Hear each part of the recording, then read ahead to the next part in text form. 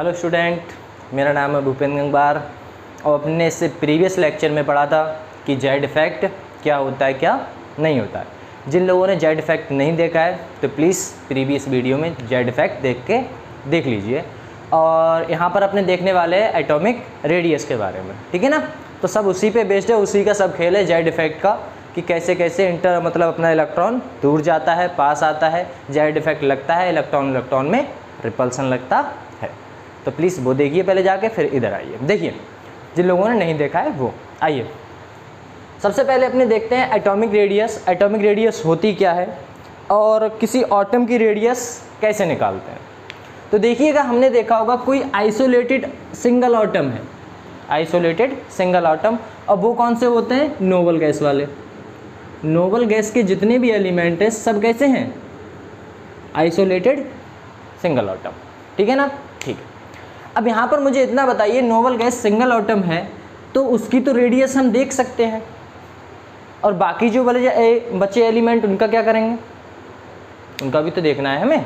चलो उसके लिए हम क्या करते हैं, देखिए उसके लिए जो भी हमारे बैलेंसी इलेक्ट्रॉन होते हैं, जो भी हमारे एटम है, इलेक्ट्रॉन है, उनके देखते हैं। सबसे पहले हमने देखा होगा कि हमारा जो एटम है वो कभी भी आइसोलेटेड नहीं पाया जाता, वो हमें मिलता है बॉन्डेड की फॉर्म में। बॉन्डेड की फॉर्म में हमें देखने को मिलता है।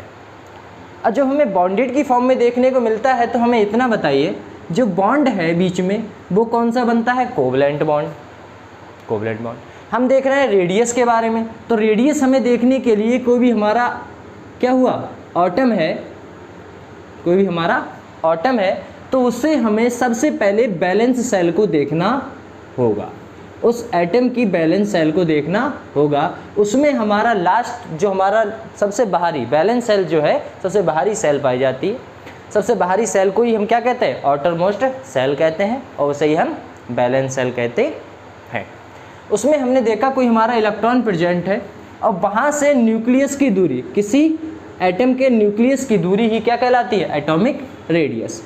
एटॉमिक रेडियस कहलाती है। लेकिन हमने देखा कि ये चीज़ इतने पॉसिबल नहीं है, इतना आसान तरीका नहीं है किसी भी एटम की रेडियस को देखने के लिए। क्यों? ऐसा क्यों? क्योंकि हमने देखा था कि हमारा जो इलेक्ट्रॉन होता है वो कैसा होता है? वेव की फॉर्म में। Electron is a wave. तो इलेक्ट्रॉन कभी वेव की फॉर्म में है, इलेक्ट्रॉन वेव की फॉर्म में है तो कभी इस ऑर्बिट में रहेगा, तो कभी इस ऑर्बिट में रहेगा, कभी इस सेल में, कभी उस सेल में रहेगा। तो हमें ये देख पाना, ये जज कर पाना बहुत ही ज़्यादा मुश्किल हो जाता है। इसीलिए हम कभी भी सिंगल आइटम को मेज़र, उस सिंगल आइटम की रेडियस को नहीं देख सकते हैं, ठीक है। ठीक, अब यहाँ पर आगे देखते हैं अपने लोग। आगे देखिए एटॉमिक रेडियस कैसे निकालते हैं। फिर देखिए, हम कोई भी एलिमेंट ले लीजिए, ठीक है ना। कोई भी एलिमेंट ले लीजिए। यहाँ पर हमने कोई भी एलिमेंट लिया जो बॉन्डेड है, कोई भी एलिमेंट लिया जो बॉन्डेड है और कोवलेंट बॉन्ड से बॉन्डेड है, ठीक है। यहाँ पर हमने देखा ये रेडियस, ये न्यूक्लियस, ये न्यूक्लियस, इनकी जो दूरी होती है इंटर न्यूक्लियर डिस्टेंस जो हमारी होती है उसको क्या कर दो? आधा। उसको कितना कर दूं? आधा कर दिया। वो ही तुम्हारी क्या कहलाती है? Atomic radius. उसे ही क्या कहते हैं? एटॉमिक रेडियस कहते हैं। क्योंकि दो एटम होंगे, उनके बीच में जो अपना ऑर्बिट रह गया, जो ऑर्बिट क्या है? प्रेजेंट है, जो बैलेंस सेल प्रेजेंट है, उसी में अपने इलेक्ट्रॉन मान के चलते हैं। वो इस सेल में रहे चाहे इसमें रहे, यहाँ से हाफ जो होती है वही तुम्हारी एटॉमिक रेडियस होती है। मतलब मैं बात करूँ कि DA मतलब डिस्टेंस ऑफ न्यूक्लियस की बात करूँ, उसका हमें क्या करना है? यहाँ से A, ये कोई A एटम है, यहाँ पर कोई B एटम है, यहाँ से A एटम और B एटम के बीच की एवरेज दूरी मतलब 1/2 उसकी क्या होगी? Atomic radius. और ये किसकी बात कर रहा हूँ मैं? कोवलेंट बॉन्ड की, ठीक है। ठीक है, इसी के साथ आगे देखिएगा। देखिए लिखा है based on the chemical bond atomic radius is divided into 4 category. इसी के हिसाब से जो एटॉमिक रेडियस है उसे हमने 4 भागों में डिवाइड किया है। पहला है कोवलेंट रेडियस। पहली कौन सी रेडियस है? कोवलेंट रेडियस, दूसरी कौन सी रेडियस है अपनी, मेटेलिक रेडियस, ठीक है ना। पहली है कोवलेंट रेडियस, दूसरे है मेटेलिक रेडियस। तो जो कोवलेंट रेडियस है वो एक एटम दूसरे एटम पर क्या करता है, कंबाइन कर जाता है, मतलब बहुत ज़्यादा पास आ जाता है, बहुत ज़्यादा क्लोज हो जाता है, ठीक है। मेटेलिक रेडियस करें, असल में जो मेटेलिक रेडियस होती है वो हमें देखने को मिलती है मेटेलिक बॉन्ड में, मेटल में, किसी भी मेटल में मेटेलिक रेडियस देखने को मिलती है उसके क्रिस्टल लैटिस फॉर्म में, ठीक है। फिर तीसरा जो है अपना कौन सी है, वंडर वॉल फोर्स, जिसे वंडर वॉल रेडियस भी कहते हैं। ये ओनली गैसियस फॉर्म में एप्लीकेबल होती है, ओनली गैसियस में लगेगी और किसी भी एलिमेंट में या फिर किसी एटम में, लिक्विड वगैरह में नहीं लगने वाली है, ठीक है ना। ठीक, अब बात करते हैं अपनी चौथी जो है आयनिक रेडियस, इसके बारे में भी पढ़ेंगे। ये आयन होते हैं, जो आयन होते हैं प्लस पॉजिटिव चार्ज, जो नेगेटिव चार्ज, उनके बारे में जो रेडियस होती है उसके बारे में पढ़ेंगे। पहली जो है अपनी पहली कौन सी है, covalent radius. Covalent radius only और ओनली किस में होती है, single bonded covalent radius. Single bonded जो एटम होते हैं, सिंगल एटम से मिलके बने होते हैं, जो सिंगल बॉन्ड से मिलके बने होते हैं, उनकी बात कर रहे हैं। उनमें हमारा होमो भी आता है और हेट्रो भी आते हैं, अपने होमो भी आते हैं, हेट्रो भी आते हैं। कौन कौन से एलिमेंट है, एग्जाम्पल देखिएगा। जैसे हमने लिया H2, इसमें दोनों जो एलिमेंट है, दोनों जो एटम है वो अपने कैसे हैं, होमो है। जैसे Cl2 ले लीजिएगा, एक Cl हो गया, दूसरा Cl होगा, दोनों सेम ही है, इसीलिए होमो है, होमो हो गए। और यहाँ पर देखना हेट्रो है, हेट्रो में अपने दोनों डिफरेंट रहेंगे, एक H है दूसरा Cl है, मतलब दोनों सेम नहीं है। HF हुआ, मतलब दोनों ही कैसे होने चाहिए, डिफरेंट होने चाहिए, उन्हीं को हम हेट्रो एलिमेंट कहते हैं, ठीक है ना। होमो भी आ गया, हेट्रो भी समझ में आया। सर अब बताइए कोवलेंट रेडियस। देखिए बेटा, अपने कोवलेंट रेडियस की बात करें तो कोई कोवलेंट रेडियस का मतलब होता है एक एटम दूसरे एटम की इंटरन्यूक्लियर डिस्टेंस का क्या होगा, हाफ। इंटरन्यूक्लियर डिस्टेंस का क्या होगा, हाफ। ये जो है अपनी इंटरन्यूक्लियर डिस्टेंस है, इसे मैं ए मानूँ, इसे मैं ए मानूँ, मतलब हमें जो होमो देखना है वो होमो देखिए। हमने होमो एटम लिए हैं दोनों, ए, चाहे आप बी ले सकते हैं। अब देखिए, ये हमारा डी है, डिस्टेंस है, ए और ए की डिस्टेंस का क्या करना है, आधा करना है। यही हमारी क्या आएगी, radius of covalent bond, COB के नाम से जानते हैं, रेडियस ऑफ कोवलेंट बॉन्ड, ठीक है। ठीक है, अब देखिए आगे लिखा भी है, covalent bond are formed overlapping atomic orbital. मतलब ये कहना चाह रहा है कि कोवलेंट बॉन्ड फॉर्म होगा एक दूसरे के ओवरलैपिंग से, मतलब एक ये एटम है, दूसरा ये एटम है, ये दोनों कंबाइन होंगे, एक दूसरे के इलेक्ट्रॉनों को शेयर करेंगे, वही हमारा कौन सा होता है, उसी को कहते हैं ओवरलैपिंग। ये एक एटम है, ये एक एटम है, ये दूसरे जब एक दूसरे को क्या करेंगे, ओवरलैप, मतलब अपने दोनों इलेक्ट्रॉनों को शेयर करेंगे। इससे इसका भी एक अनपेयर्ड है, इसका भी एक इलेक्ट्रॉन अनपेयर्ड है, ये दोनों कंबाइन होकर पूरे ऑर्बिट बना लेंगे, ठीक है ना। यही हमारी जो ओवरलैपिंग है, यही हमारी क्या कहलाती है, कोवलेंट बॉन्ड, किसी भी एटॉमिक ऑर्बिटल में। देखिए लिखा है अगले, दूसरा पॉइंट है इंटरन्यूक्लियर डिस्टेंस, मतलब इसकी और यहाँ से यहाँ तक की जो दूरी है वो क्या कहलाएगी, इंटरन्यूक्लियर डिस्टेंस। एक एटम के न्यूक्लियस से दूसरे एटम के न्यूक्लियस की दूरी ही क्या कहलाती है, इंटरन्यूक्लियर डिस्टेंस, ठीक है। ठीक है, लिखा है is minimum in this case. अब मुझे एक बात बताइए, हमने देखा कि ये हमारा एक एटम है, ये एक एटम है, ये दूसरा एटम है। अगर ये यहाँ से यहाँ तक की दूरी जब कंबाइन होती है तो ये सबसे कम हो जाती है। ये जो दूरी है यहाँ से यहाँ तक, ये कौन सी दूरी कहलाएगी, मिनिमम इन दिस केस। मतलब इनमें सबसे ज़्यादा जो कोवलेंट रेडियस होती है वो सबसे छोटी रेडियस देखी गई है, क्योंकि उसके दोनों एटम जो हैं वो कंबाइन हो जाते हैं, ठीक है ना। ठीक है, आइए देखिएगा, लिखा है covalent radius is the half, covalent radius is the half. Covalent radius जो है वो हाफ होती है इंटरन्यूक्लियर डिस्टेंस के आधी होती है, हाफ होती है बिटवीन टू सिंगल बॉन्डेड। ये देखिएगा लिखा है बिटवीन, मतलब बिटवीन टू सिंगल बॉन्डेड, मतलब सिंगल बॉन्ड होना चाहिए, ये कंपलसरी है, इतना याद रखना। Single two single bonded homo atom, दो होमो एटम के बीच में, भले से आप H2 लीजिए, Cl2 लीजिए, कोई भी लीजिए, इसमें होमो भी आते हैं, हेट्रो भी आते हैं, लेकिन आप क्या लेंगे, सिंगल बॉन्ड आपको देखना जरूरी है। ठीक है, ठीक है। होमो एटम होंगे और यहाँ होमो की जगह हेट्रो भी ले सकते हैं, उससे कोई फ़र्क नहीं पड़ने वाला है। बस आपको देखना है तो क्या देखना है, 2 सिंगल बॉन्ड होना चाहिए। ठीक है ना, ठीक है।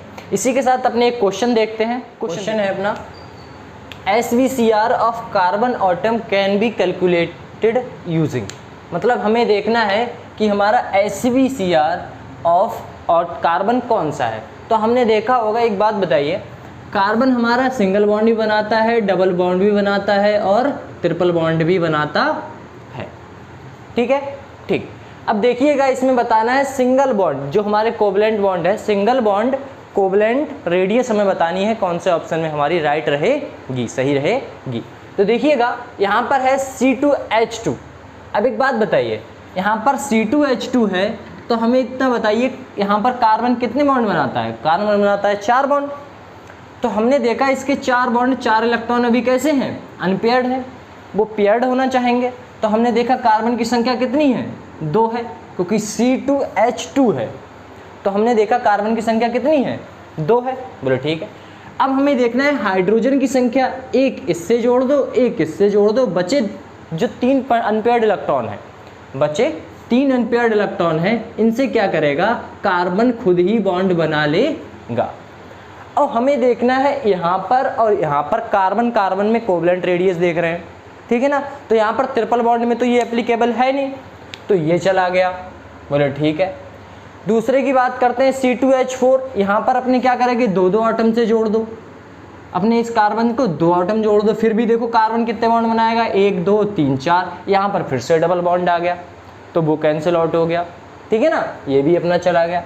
अपने बात करते हैं C2H6 की, तो C2H6 की बात करेंगे तो देख लेते हैं, उसमें भी देखिए C पे कितने बॉन्ड होंगे, 6 हैं तो आधे कर दो, 2, मतलब 3 3 पहुँचेंगे, 1 2 और 3, 4 बनाता है, 4 बना लिए। यहाँ पर देखिए 4, ये देखो, है ना, यहाँ पर कार्बन ने कितने बॉन्ड बनाए, 4, 1 2 3 4, और 4 बनाता है, उसकी वैलेंसी पूरी है। हमने देखा कार्बन और कार्बन के बीच में सिंगल बॉन्ड है, मतलब यहाँ पर SVCR पॉसिबल है, मतलब single bond covalent radius possible है। तो अपना ऑप्शन कौन सा है, तीसरा।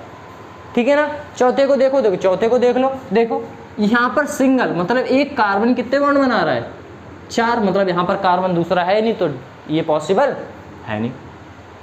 समझ में आया, ठीक है।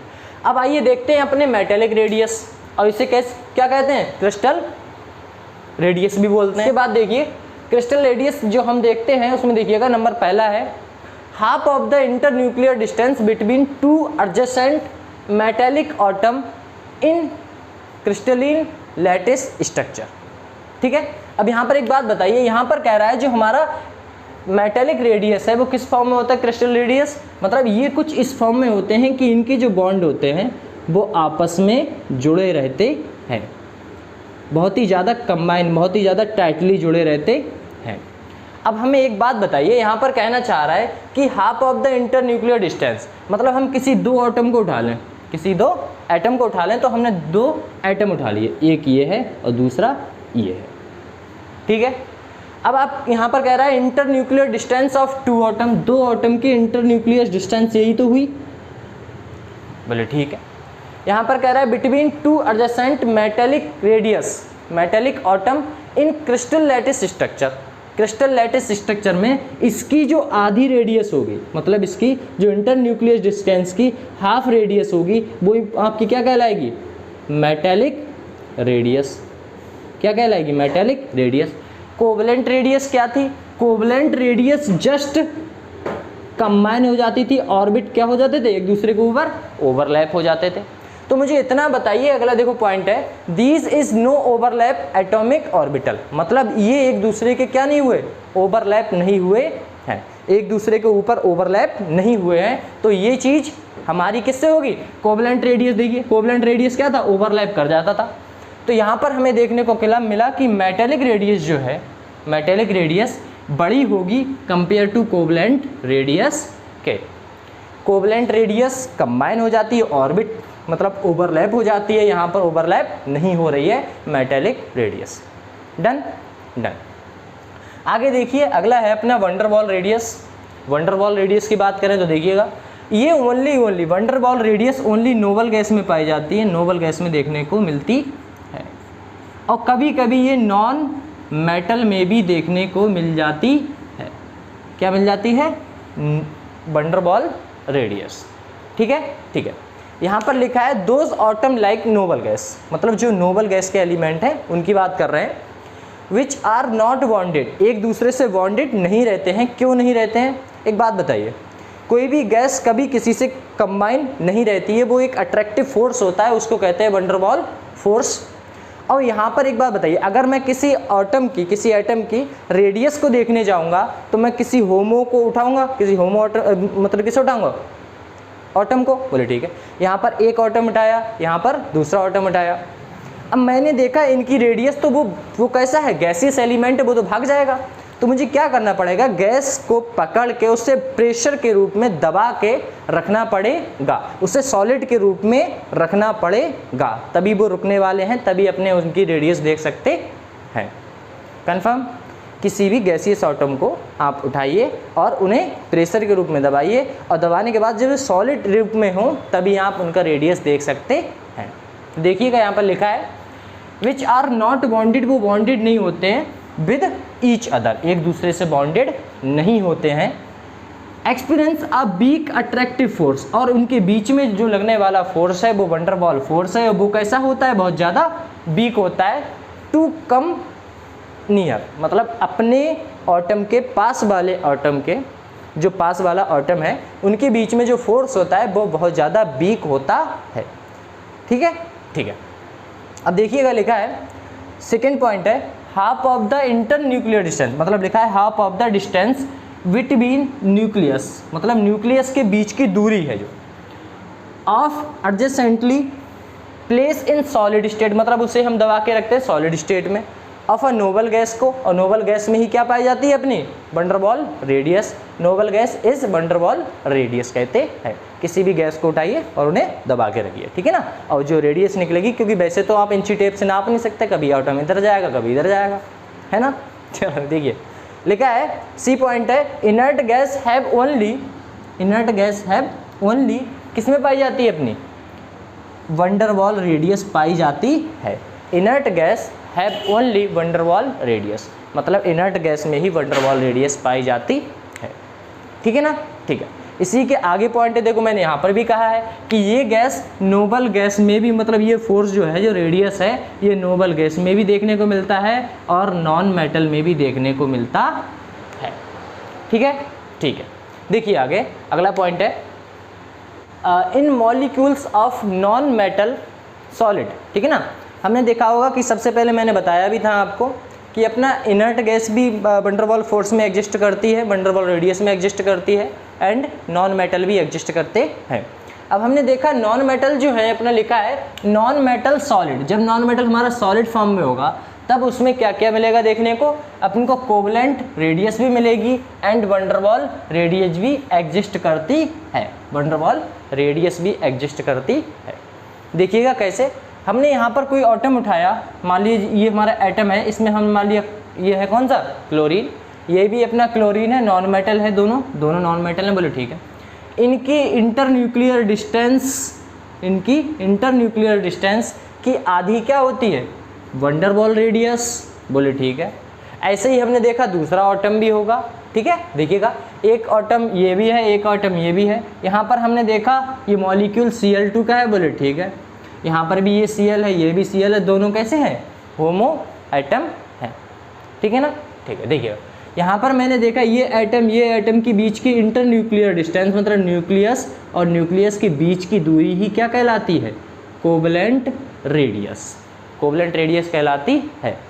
अब हमने देखा ये भी कोवलेंट रेडियस है, क्योंकि इनकी बीच की इंटरन्यूक्लियर डिस्टेंस के बीच की जो डिस्टेंस होती है उसी को हम कोवलेंट रेडियस कहते हैं।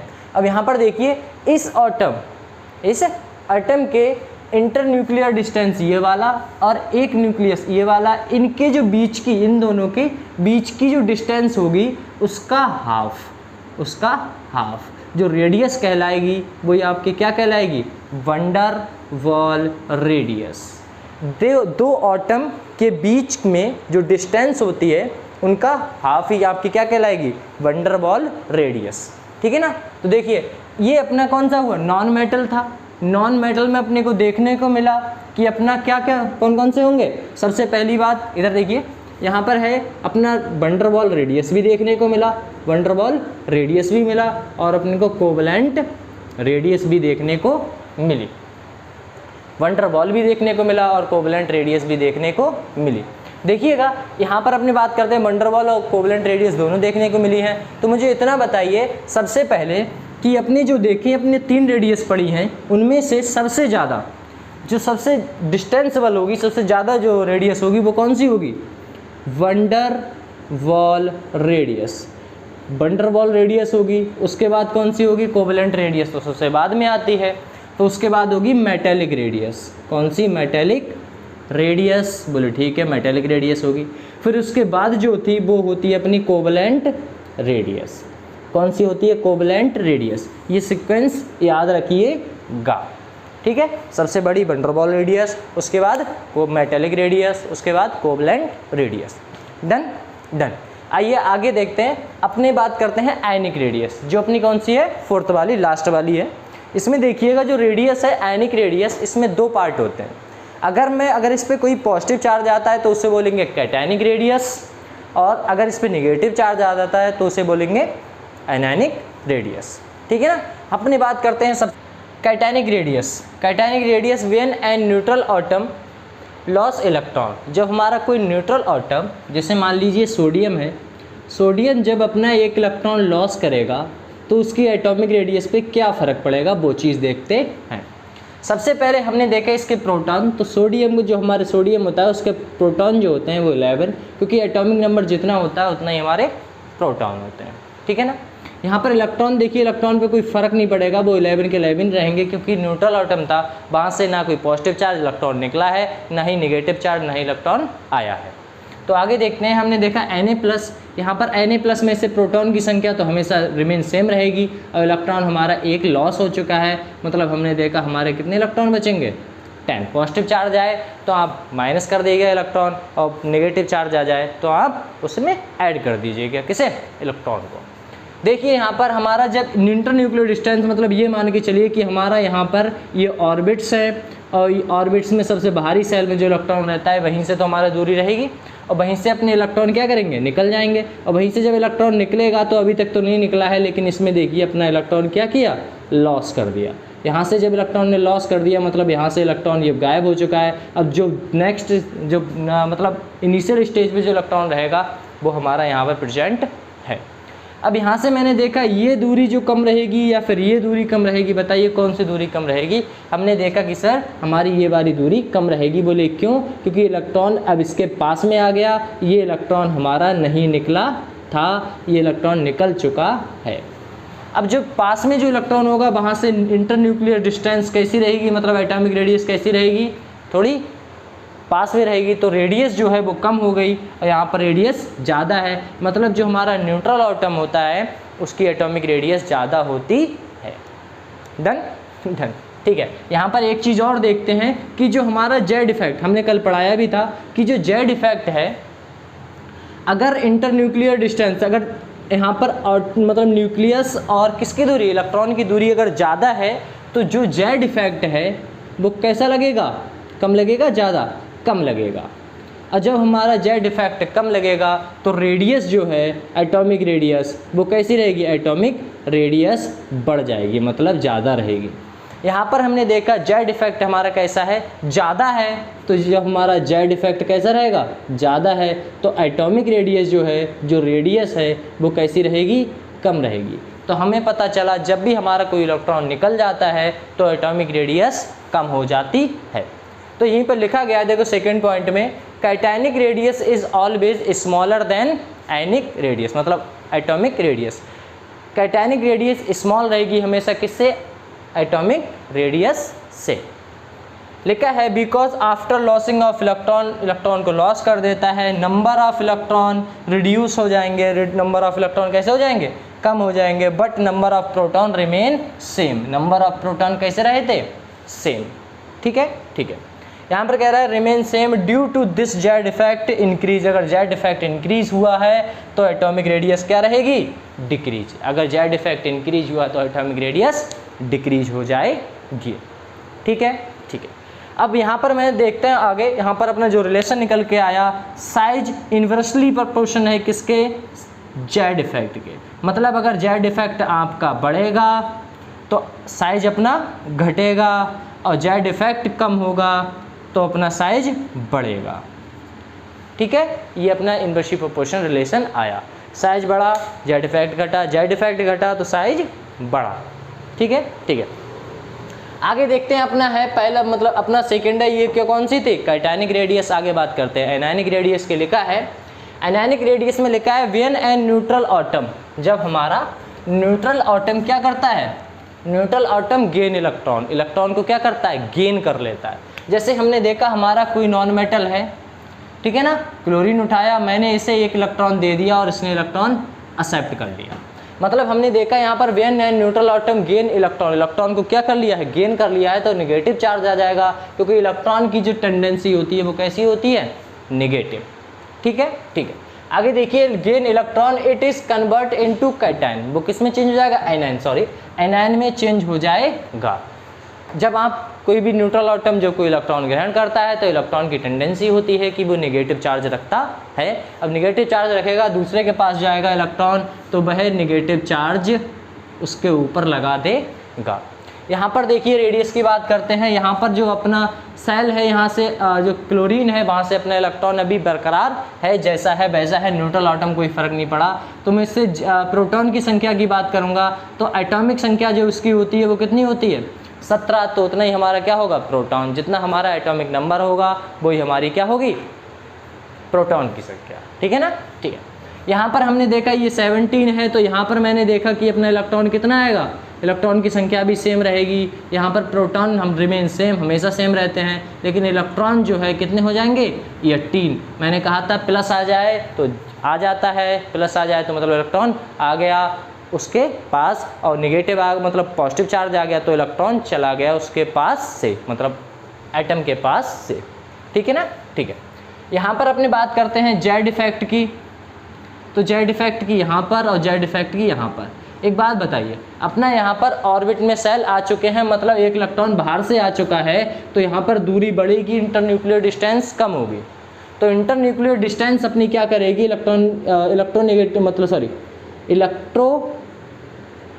इंटरन्यूक्लियर डिस्टेंस अपनी क्या करेगी? यहाँ से यहाँ तक बढ़ जाएगी। मतलब पहले यहाँ पर था, एक इलेक्ट्रॉन एक्स्ट्रा आ गया तो ये अपनी इंटरन्यूक्लियर डिस्टेंस बढ़ गई। जब इंटरन्यूक्लियर डिस्टेंस बढ़ गई तो मतलब जेड इफेक्ट कैसा हो गया? कम हो गया। और यहाँ पर रेडियस जो है वो क्या हो जाएगी? इंक्रीज हो जाएगी, क्योंकि अपने पढ़ के आए हैं साइज अगर जेड इफेक्ट क्या करेगा? डिक्रीज हुआ है तो एटॉमिक मतलब साइज जो है वो बढ़ेगा, या फिर रेडियस जो बढ़ेगी। ठीक है, ठीक है। यहाँ पर देखिए अपना इलेक्ट्रॉन वही है, रिमेन सेम है, तो यहाँ पर जेड इफेक्ट क्या करेगा? बढ़ेगा या घटेगा? पास में है तो यहाँ पर ये जेड इफेक्ट बढ़ेगा, और इसी के साथ ये रेडियस क्या हो जाएगी?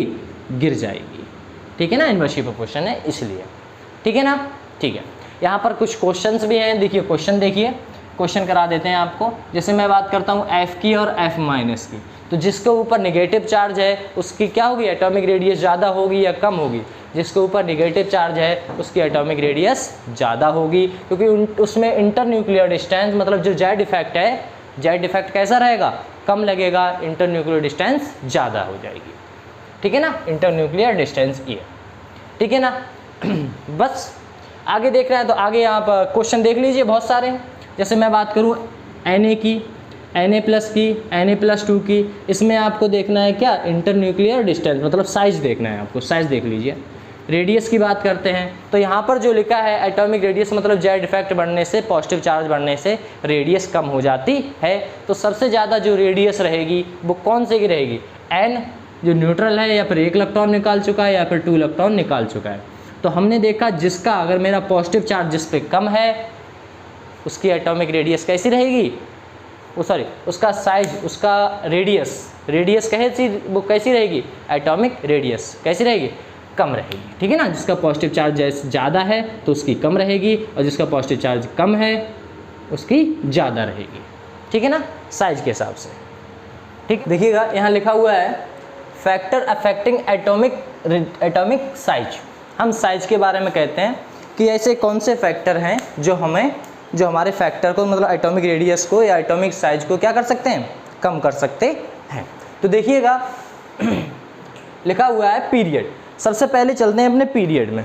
पीरियड क्या होते हैं, अपनी पीरियोडिक टेबल में पीरियडों की संख्या कितनी है, 7, और ग्रुप की संख्या कितनी है, 18। तो देखते हैं, लिखा है साइज की बात करते हुए पीरियड की सबसे पहली बात करते हैं। आपने देखा होगा एटॉमिक रेडियस डायरेक्टिव प्रोपोर्शन होती है किसके, इनवर्सिव प्रोपोर्शन होती है किसके, जेड इफेक्ट के। एटॉमिक रेडियस इनवर्सिव प्रोपोर्शन होती है किसके, जेड इफेक्ट के। मतलब अगर जेड इफेक्ट बढ़ेगा तो अपना जो रेडियस है वो घट जाएगी, ठीक है। देखिएगा ये हमने देखा एटॉमिक रेडियस अगर ये बड़ी है तो जेड इफेक्ट घटेगा, और जेड इफेक्ट का फार्मूला था जेड इफेक्ट बराबर इफेक्ट लिखा है, जेड इफेक्ट बराबर क्या होता है, पॉजिटिव चार्ज बटे निगेटिव चार्ज। बोले ठीक है। अगर मैं यहीं पर कर दूं इन्वर्सिव प्रोपोर्शन, इसे इन्वर्सिव प्रोपोर्शन कर दूं तो इसे लिखा है 1/z की फॉर्म में, तो ये कैसा हो जाएगा, उल्टा हो जाएगा। मतलब यहाँ पर कहने का मतलब है एटॉमिक रेडियस, एटॉमिक साइज है जो है एटॉमिक रेडियस, वो डायरेक्टिव प्रोपोर्शन होगा नेगेटिव चार्ज के और इन्वर्सिव प्रोपोर्शन होगा पॉजिटिव चार्ज के। तो देखिए अगर हम देखते हैं पीरियड में, हम सेकेंड पीरियड की बात करते हैं, पीरियड नंबर सेकेंड की बात करते हैं, तो हमने देखा होगा जनरल ट्रेंड क्या है हमारा, लेफ्ट टू राइट जाने पे अपना साइज कैसा होता है, कम होता है। देखिएगा पीरियोडिक टेबल में लेफ़्ट टू राइट जाने पे, मतलब लेफ़्ट टू राइट जाने पे अपना जो साइज है, साइज जो है वो कैसा करेगा, डिक्रीज करेगा। मतलब साइज कैसा होगा, कम। तो जेड इफेक्ट कैसा होगा, तो जेड इफेक्ट कैसा होगा, इंक्रीज होगा।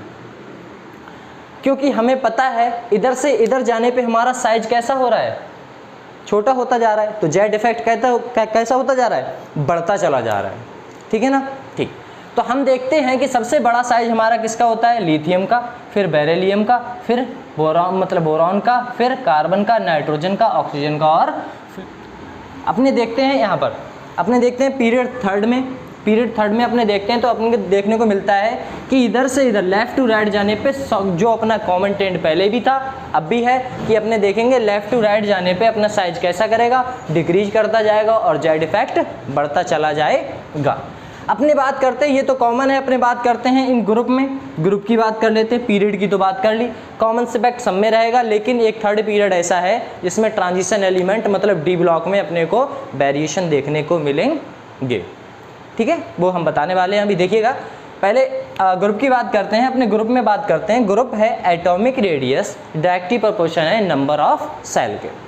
अब जैसे जैसे पीरियड की बात करें, आप ग्रुप की बात कर रहे हो, जैसे जैसे ग्रुप बढ़ता चला जाएगा आपका क्या होता चला जाएगा, आप ग्रुप बढ़ाते चले जाइए तो आपका क्या होगा, आपका जो साइज है वो बढ़ता रहेगा।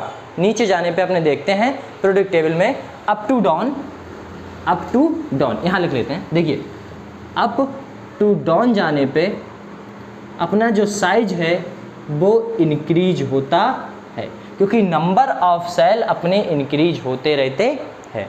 जैसे अपने पहले ग्रुप की बात करते हैं, लेंगे नहीं कभी रेबिटाल कैप्सूल फ्री, मतलब lithium, sodium, potassium, rubidium, caesium, francium. देखिए अपने इनकी बात करते हैं तो अपने एक बात बताइए हमें, बोले क्या, अपने इधर से इधर जाने पे साइज बढ़ेगा क्योंकि यहाँ पर जो पीरियड का नंबर है वो इंक्रीज हो रहा है, सेल का नंबर है वो हमारा इंक्रीज हो रहा है। तो लिखा भी है एटॉमिक रेडियस डायरेक्टिव प्रोपोर्शन होती है नंबर ऑफ सेल के। तो हम देखेंगे जब भी अपने पीरियड की बात करते हैं, जब भी अपने किसकी बात करते हैं, ग्रुप की बात करते हैं, तो नीचे जाने पे अपना एटॉमिक रेडियस बढ़ जाती है, ठीक है ना। ठीक, अब यहाँ तक तो क्लियर। अपने दूसरे ग्रुप की बात करते हैं, लो दूसरे ग्रुप की बात कर लो। जैसे बेटा मांगे कार, स्कूटर, बाप राजी। अब यहाँ पर भी देखें तो वही ट्रेंड आएगा कि अपना एटॉम में मतलब नंबर ऑफ सेल बढ़ेंगी, नीचे जाने पे अपने देखते हैं कि नंबर ऑफ सेल बढ़ जाती है किसमें, ग्रुप में। ग्रुप की बात कर रहे हैं, ये ग्रुप की बात कर रहे हैं, तो ग्रुप में हमने देखा होगा नीचे जाने पे हमारी नंबर ऑफ सेल बढ़ जाती हैं, तो नंबर ऑफ सेल के बढ़ने से अपना साइज भी बढ़ जाता है। देखिए अपने आगे देखते हैं, लिखा है period number 4 D block element. Period number 4 D block element में कुछ वेरिएशन थे, वो हम देख लेते हैं। देखिएगा इंपॉर्टेंट है, नीट में अधिकांशतः क्वेश्चन इससे पूछे गए हैं, तो ध्यान से देखिएगा।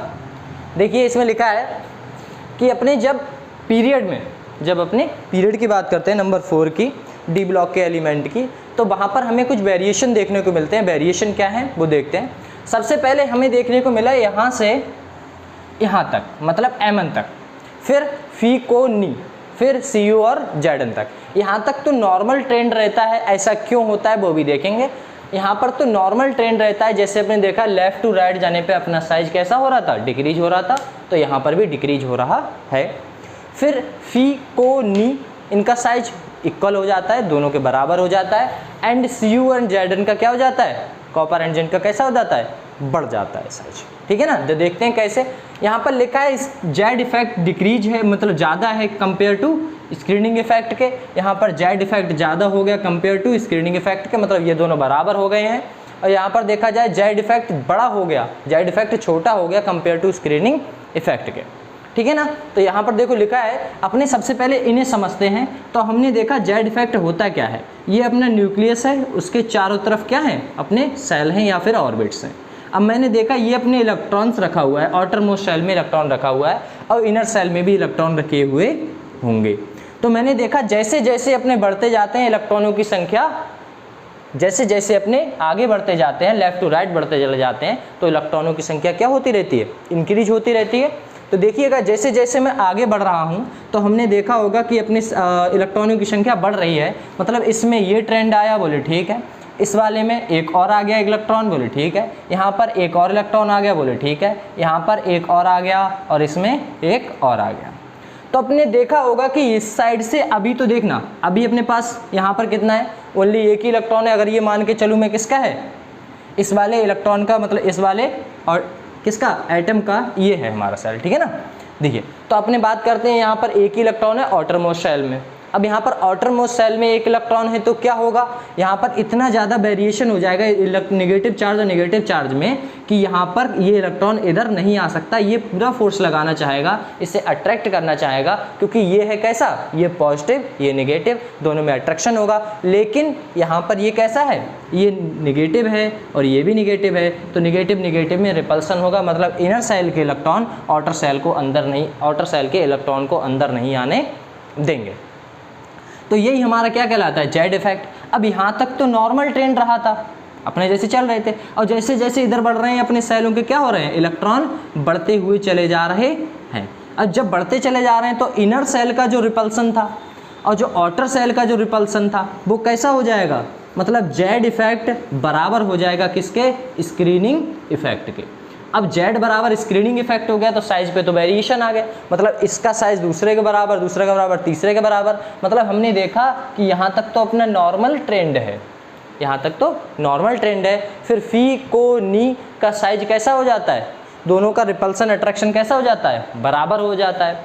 ठीक है ना, इनका रिपल्सन ये इसे रोक ही नहीं पाते। अब इनके सेल जैसे जैसे अपने इधर बढ़ रहे हैं वैसे वैसे इलेक्ट्रॉन बढ़ रहे हैं। अब इलेक्ट्रॉन जैसे जैसे बढ़ते चले जा रहे हैं तो यहाँ पर रिपल्सन इस साइड अट्रैक्शन बढ़ता चला जा रहा है, इसीलिए जेड इफेक्ट जो है लास्ट में कम हो जाता है और यहाँ पर इलेक्ट्रॉन बढ़ते चले जा रहे हैं आउटर मोस्ट शेल में, तो ये जो है अपना बढ़ जाता है, मतलब स्क्रीनिंग इफेक्ट अपना बढ़ जाता है। इसी के दौरान अपना जो साइज है सी यू का वो कम हो जाता है कंपेयर टू जेडन के, और जेडन का साइज बहुत बड़ा हो जाता है कंपेयर टू सी यू के। ठीक है ना, ये अपने को वेरिएशन देखने को मिले। अपने बात करते हैं किसकी, एस ब्लॉक के एलिमेंट की, जिसका साइज देखते हैं। देखिए उनमें भी कुछ वेरिएशंस हैं, तो इसे इरेज करते हैं। आगे देखिएगा अपने सबसे बात करते हैं एस ब्लॉक के एलिमेंट की। S block, size of S block, size of S block. S block के साइज की बात करूं तो मैं लिख लेता हूं एस ब्लॉक को। देखिएगा लिखा है लेंगे नहीं कभी रेप्टाल कैप्सूल फ्री। आगे बात करते हैं, बेटा मांगे कार स्कूटर बाप राजी। तो इनका जो वेरिएशन देखने को मिला वो कुछ इस प्रकार से था कि जो हमारा बेटा बेरिलियम होता है, जो बेरिलियम है उसका जो साइज है वो इधर जाने पे इसका लार्ज साइज है, इसका साइज कैसा होगा, स्मॉल, सबसे स्मॉलेस्ट होगा, स्मॉलेस्ट साइज। ये साइज की बात कर रहा हूँ मैं, यहाँ पर साइज की बात करें ये कैसा होगा, स्मॉल साइज होगा कंपेयर टू लिथियम के। और यहाँ से फिर ये, और अपने देखो इस टाइप से ये, फिर ये और फिर ये, उसके बाद फिर नीचे की तरफ बढ़ जाते हैं। देखो पहले आपको क्या बनाना है, पहले ये, इसके बाद ये और ये, बस इतना सा है। तो देखिएगा अपने नीचे की तरफ बढ़ते हैं, ये आए और ये आए, फिर अपने ऊपर 1 2 3, ये अपना क्या है, साइज है, ठीक है ना। अपने देखते हैं, अगर आपसे पूछ लिया जाएगा आपको याद रखने के लिए ये और इसके बाद n, ठीक है ना, E और N को अपन को जोड़ना है, बस सिंपल है। अब देखिएगा मुझे एक बात बताइए, बोले क्या, ये तो अपना सिंपल सा हो गया। अपनी बात करते हैं यहाँ पर, ये बेरिलियम का साइज कैसा है, छोटा है कंपेयर टू लिथियम के, लिथियम का साइज बड़ा है कंपेयर टू, वो Mg का साइज बड़ा है कंपेयर टू लिथियम के, ठीक है ना। ये सब हमें साइज देखने को और मिले, और सबसे बड़ा साइज हमें देखने को मिला वो था Fr, large size, large size, ठीक है ना। ये सब अपने फैक्टर अफेक्टिंग हो गए।